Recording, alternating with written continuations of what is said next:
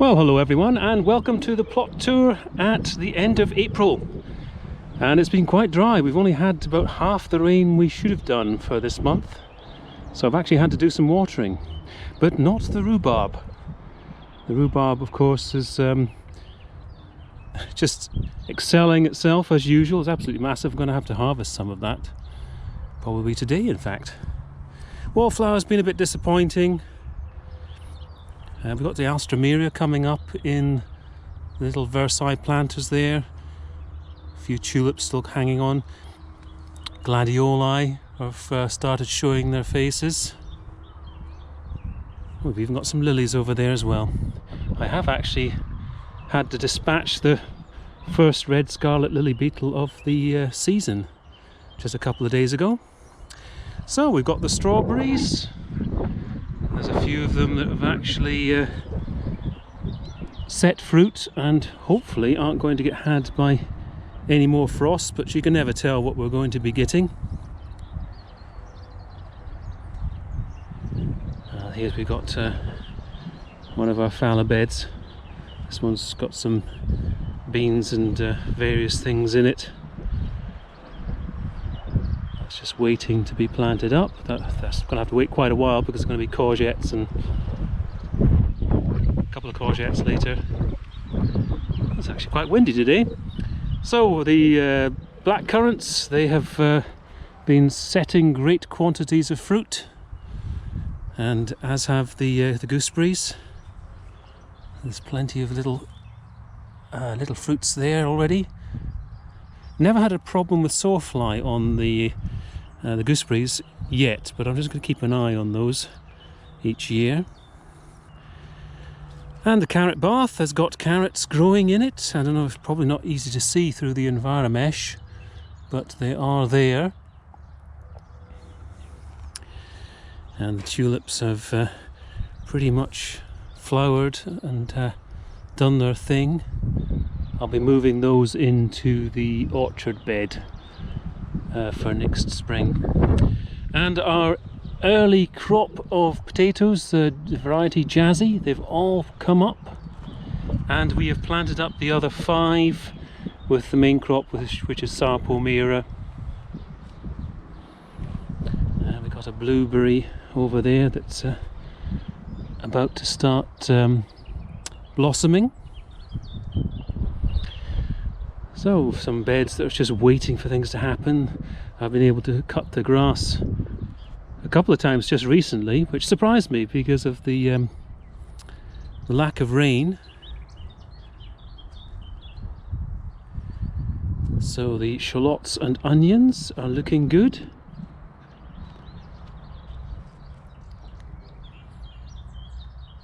Again, they have been mulched with grass. So this is going to be our fallow bed for this year. It's going to have various sort of cover crops added to it along the way.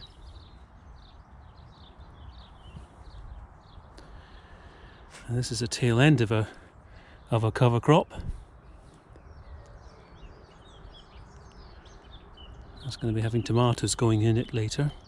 So this one's all been planted up with lettuce and brassicas, which at this stage in their lives look quite good.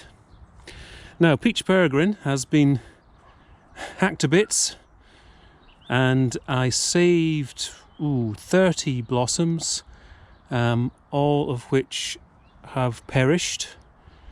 We suspect it was a cold night at the beginning of April, may have got down to frost on the allotment. That's probably what saw to them. So the bunting is up. It is that time of year. I went with a sort of pinky purple mix this time round. So I actually got a foxglove that's taken there from the foxglove that was in that little bed last year. Primulas are looking nice too. So the cherry tree here has pretty much finished blossoming and hopefully has set lots of fruit. And this is the lily that This is the most established on the plot and has been found by the lily beetle already.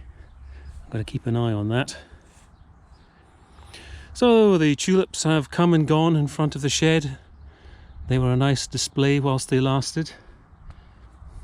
And since last video, the daffodils have gone down the side there. Rosemary is still flowering away like crazy. I've seen quite a few YouTubers with rosemary bushes that have been going really rather well. Actually, that kind of looks like a sort of greyish bee. That's naturally JB Jono mentioned spotting one the other day. So another new addition is a clock that is big enough to be seen on the other end, far end of the plot, which is what I was after really, so I know what time it is. The festooned red love is the apple tree that seems to have blossomed quite well after its traumatic experience of having its branches tied together. Got our little tulips in the containers on either side of the rose arch. Some more blueberries and Chilean guava in there. Oh my goodness, it looks like it's busy over in the Bug Hotel.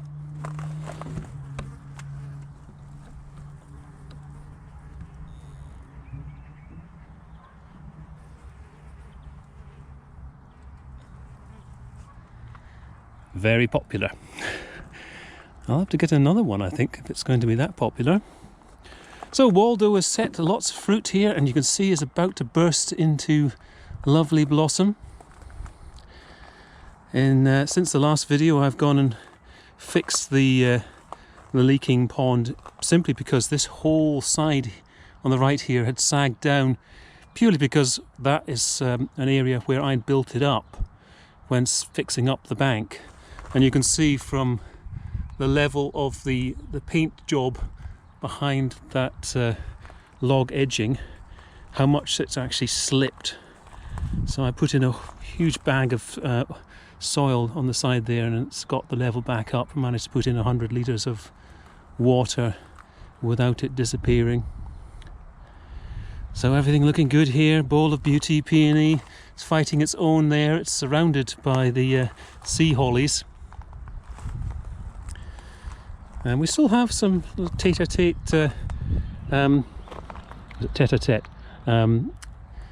daffodils just kicking in there. There's just a few of them left. And we've actually got a dahlia coming up on the bank there because it's so mild on the bank.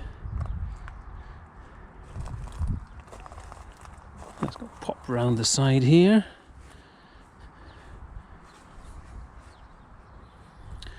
So raspberries are going really well, and I think this one, which looks different from the others, may be that Glencoe that I saved, and I'm hoping it will actually like it in amongst its fellow raspberries.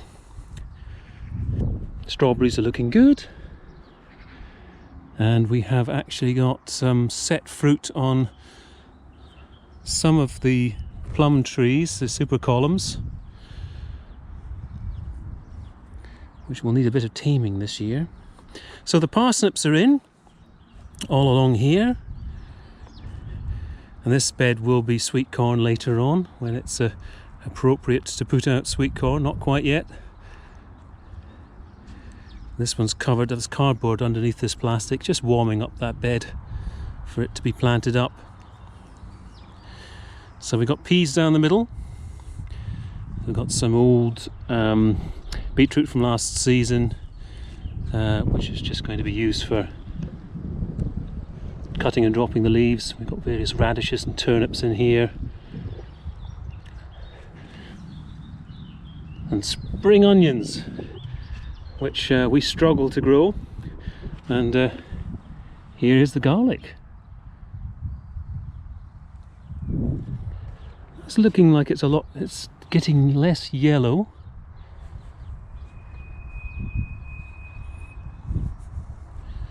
And some of the Ballier apples have been putting on some blossom.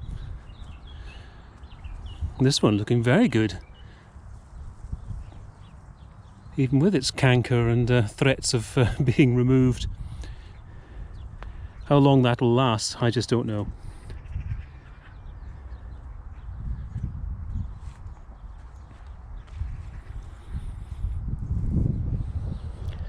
And here's the garlic that was put in last year.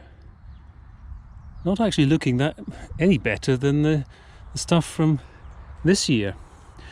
So a couple of the pinks that didn't make it last year have been taken out and replaced with some spears I had dotted around. So we've got the Waldo tip layer going well in here, and I've added in some sweet peas. And Waldo will probably benefit from having these companion in there, because I will be watering them probably more regularly than I would the blackberry. And the other fruit trees are looking okay. No sign of blossom on the pear tree, which is a bit disappointing. This one's looking nice.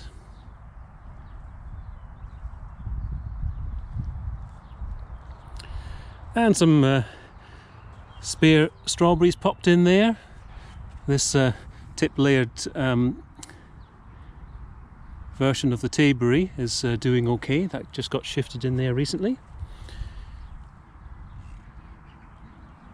Signs of strawberries there. So this is a new addition, because there was a pink here that I whipped out to put along the avenue. And this is a heuchera lime marmalade. It really glows. And more sweet peas. This is in the obelisk here. And having strawed around the finished potato pots, we've discovered we have a space here. So this is going to be where at least one butternut squash will go, and maybe something else, we'll see. We had about 3 spare Sarpo Mira potatoes, so we have popped them down in there. Not that you can see anything, but you have to take my word for it. Not been very successful with potatoes in the ground on this plot, so we'll see how those go. So hope everyone's keeping well. I will catch you in the next video. Bye for now.